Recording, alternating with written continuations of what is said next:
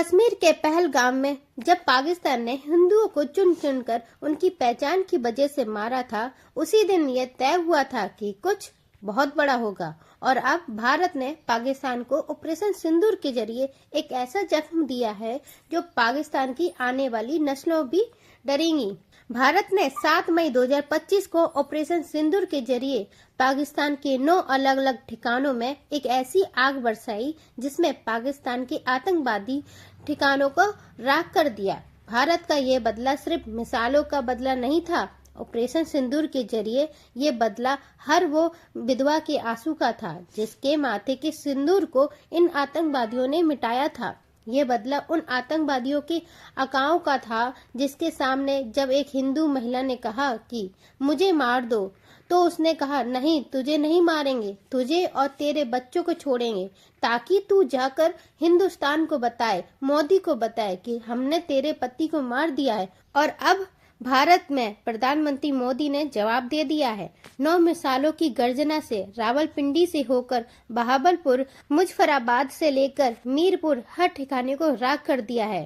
पाकिस्तान की धरती लाशों से लिपट गई है। आतंकवादी अड्डे जो अब मिट्टी में मिल गए हैं। ऑपरेशन सिंदूर 2016 की सर्जिकल स्ट्राइक और 2019 के बालाकोट स्ट्राइक से कहीं बड़ा है, क्योंकि पाकिस्तान सर्जिकल स्ट्राइक को हमेशा से नकारता आया है और एयर स्ट्राइक पर पाकिस्तान कौओं का जिक्र करते हुए मजाक उड़ा रहा था। लेकिन आज वही पाकिस्तान दुनिया के सामने अपने आप को विक्टिम दिखाने की कोशिश कर रहा है। वो डर रहा है, कांप रहा है। भारत से एक तरफ लड़ने की कोशिश कर रहा है, दूसरी तरफ दुनिया से भीख मांग रहा है कि भारत से हमें बचा लें। ऑपरेशन सिंदूर इस नाम में गर्व है, इस कार्रवाई में प्रलय है।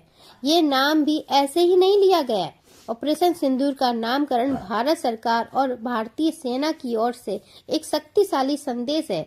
सिंदूर हम सभी जानते हैं कि भारतीय संस्कृति में नारी के सुहाग, सम्मान और अटूट विश्वास का प्रतीक होता है। पहलगाम में जब आतंकवादियों ने जाने ली तो उन हिंदू महिलाओं को विधवा बनाया, उनके माथे का सिंदूर छीना और उन्हें जिंदा छोड़कर ये एहसास कराया कि हम तुम्हें अपमानित कर रहे हैं, तुम्हारा स्वागत छीनकर। भारत ने इसलिए इस ऑपरेशन को ऑपरेशन सिंदूर का नाम दिया और सारी दुनिया को ये बताया कि यह बदला केवल सैन्य कार्रवाई नहीं है, बल्कि हर उस महिला के आंसुओं का जवाब है जिसने अपनों को खोया था। ऑपरेशन सिंदूर हर उस विधवा का एक सच्ची श्रद्धांजलि है जिसके सुहाग को आतंकवादियों ने छीना था। ऑपरेशन सिंदूर उन आंसुओं का जवाब है जो विधवाओं को उनके बच्चों की आंखों से बह रहे थे। और ये नाम सारी दुनिया को बता रहा है कि भारत अपने लोगों के सम्मान, उनकी रक्षा करने के लिए कितना संवेदनशील है, कितना दृढ़ है। ऑपरेशन सिंदूर भारत की सांस्कृतिक संवेदनशीलता और आतंकवाद के खिलाफ उनकी अटल प्रतिबद्धता और अपने नागरिकों की रक्षा का जीता जागता सबूत है। ऑपरेशन सिंदूर से पहले लगातार हम और आप ये सोच रहे थे कि भारत सरकार कार्रवाई क्यों नहीं कर रही है, क्यों सर्जिकल स्ट्राइक 11 दिन में हो गई थी, एयर स्ट्राइक 12 दिन में हो गई थी, इस बार 14-15 दिन हो गए। लेकिन भारत सरकार ने ये जानती थी कि पाकिस्तान इंतजार कर रहा है और इसलिए इस बार पाकिस्तान को बेवकूफ बनाया गया, उसे मॉक ड्रिल्स के भ्रम जाल में फंसाया गया। 6 मई 2025 को भारत की तरफ से ऐलान होता है कि 244 क्षेत्रों में मॉक ड्रिल किया जाएगा। भारत ने ये संदेश दिया कि 1971 के बाद ये पहला अभ्यास होगा। भारत किसी बड़े हमले की तैयारी कर रहा है, लेकिन उस मॉक ड्रिल का मकसद पाकिस्तान को भ्रम में डालना था और पाकिस्तान उस भ्रम में फंसा। पाकिस्तान ने युद्ध की तैयारियों का संकेत मॉक ड्रिल को माना, सेना को हाई अलर्ट पर रखा। उनकी खुफिया एजेंसियां भारत के अगले कदम का अनुमान लगाने में उलझी रहीं, लेकिन यहीं पर भारत ने तैयारी की और फिर पाकिस्तान की 9 ठिकानों पर आतंकवादियों के अड्डों को तबाह कर दिया। ऑपरेशन सिंदूर से पहले वो जो मॉक ड्रिल था वो भारत का मास्टर स्ट्रोक था जिसने पाकिस्तान को पूरी तरह से जख्म मचा दिया। अब पाकिस्तान दुनिया के सामने रो रहा है। पाकिस्तान ये दावा कर रहा है कि भारत ने उसके नागरिक क्षेत्रों को निशाना बनाया है। पाकिस्तान ने ये दावा करने की कोशिश कर रहा है कि हमने अपने बच्चों को निशाना बनाया। झूठी झूठी कहानियां बना रहा है, लेकिन भारतीय सेना हर उस कहानी को बेनकाब कर रही है। रक्षा मंत्रालय ने कह दिया कि हम पूरी जानकारी आपको देंगे बाद में, लेकिन इतना बता दिया है कि हमारे पास हर लक्ष्य के आतंकवादी ठिकाने होने के पुख्ता सबूत हैं। वैसे भी पाकिस्तान का एजेंडा पूरी दुनिया के सामने कई बार बेनकाब हो चुका है। पूरी दुनिया जानती है कि पाकिस्तान वही देश है जो हाफिज सईद को पालता है, मसूद अजहर को पालता है, जिसके घर में ओसामा बिन लादेन था, जिसे अमेरिका ने घुस कर मारा था। तो वो पाकिस्तान किस तरह से कहेगा कि हिंदुस्तान ने उसके आतंकवादी अड्डों को नहीं ठिकाना बनाया। हिंदुस्तान और पाकिस्तान में अंतर है। हिंदुस्तान जब पाकिस्तान में घुसकर मारता है तो वो छाती ठोक कर कहता है कि तुम्हारे यहाँ आतंकवादी अड्डे थे, लेकिन हिंदुस्तान के अंदर आतंकवादी अड्डे नहीं हैं। ये बात पाकिस्तान जानता है और यही अंतर पाकिस्तान और हिंदुस्तान में है जो सारी दुनिया देख रही है। इसलिए आज अमेरिका से लेकर इजराइल तक कह रहा है कि हम पाकिस्तान का साथ नहीं देंगे, हम हिंदुस्तान के साथ खड़े हैं। वैसे पाकिस्तान के पास अभी भी दो रास्ते हैं कि बेहतर है कि वो आतंकवाद को छोड़े, सुधर जाए, या फिर भारत से युद्ध लड़े और इतिहास का हिस्सा बन जाए। और अगर पाकिस्तान को ये लगता है कि पाकिस्तान हिंदुस्तान की जो सीमा पर फायर कर रहा है और अपने आप को मासूम दिखाने की कोशिश कर रहा है, तो उसे प्रधानमंत्री नरेंद्र मोदी जी के बात को याद कर लेना चाहिए, जिसमें प्रधानमंत्री ने कहा था कि मुझ में रिस्क लेने की क्षमता औरों से कहीं ज्यादा है। अभी वह समय नहीं आया, मैं रिस्क कितना ले सकता हूँ, और उसका एहसास किसी को अभी तक नहीं हुआ है। और आज उनका एक बहुत बड़ा ट्रेलर था, या कहें एक शॉर्ट फिल्म ऑपरेशन सिंदूर के जरिए हिंदुस्तान ने दिखा दी पाकिस्तान को। अभी भी वक्त है पाकिस्तान आतंकवादियों से दूर हट जाए, वरना ऑपरेशन सिंदूर का बड़ा वर्जन जो है वो पाकिस्तान को देखना पड़ेगा। क्या हुआ ऑपरेशन सिंदूर में, कैसे हुआ ऑपरेशन सिंदूर, आज हम आपको बताने वाले हैं। 7 मई 2025 की सुबह जब दुनिया नींद में सोई थी, तब भारतीय सैनिकों ने ऑपरेशन सिंदूर को अंजाम दिया। भारतीय वायुसेना की मिसाज और स्वदेशी तेजस लड़ाकू विमानों ने आसमान से गर्जना कर दी।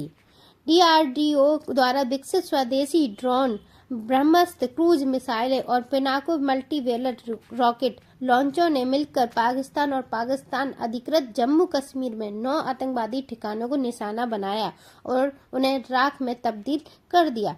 रक्षा मंत्रालय बयान के अनुसार ये ठिकाने भारत के खिलाफ आतंकवादी साजिश के केंद्र थे। Satellite imagery, human signal intelligence के आधार पर उन ठिकानों को चुना गया ताकि सटीकता से जो है आतंकवादी ठिकानों को लेकर 100% रहे, और कई निशाने लगाए।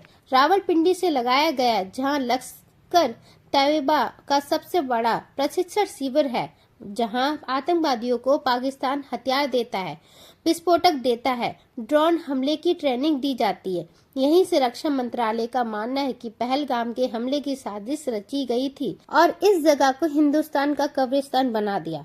बहालपुर वो जगह जहां पर जैश मोहम्मद का राज था। यहाँ से 2001 के संसद हमले और 2019 के पुलवामा हमले की साजिश रची गई थी। इनके ठिकानों पर भी हिंदुस्तान ने हमला किया था और खबर आ रही है कि इनका टॉप कमांडर मौलाना तबील मारा गया है। मुजफ्फराबाद जो पाकिस्तान में है, आतंकवादी संगठनों का लॉजिस्टिक और कमांड सेंटर, जहां से हथियारों का भंडार, फंडिंग का प्रबंधन चलता है। कहा जा रहा है कि यहाँ पर 50 टन से ज्यादा गोला बारूद था जो भारत के स्ट्राइक्स में नष्ट हो गया।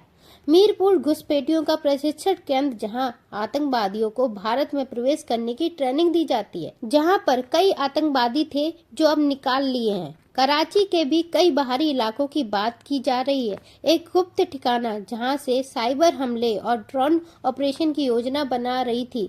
ये ठिकाना लश्कर के साइबर यूनिट का हब था, इसे भी निशाना बनाया गया था। खैबर पख्तूनख्वा के पास सीमा पर लॉन्च पैड, जहां से आतंकवादी भारत के में घुसपैठ की साजिश रच रहे थे, यहाँ पर भी 20 आतंकवादियां ढेर किए गए।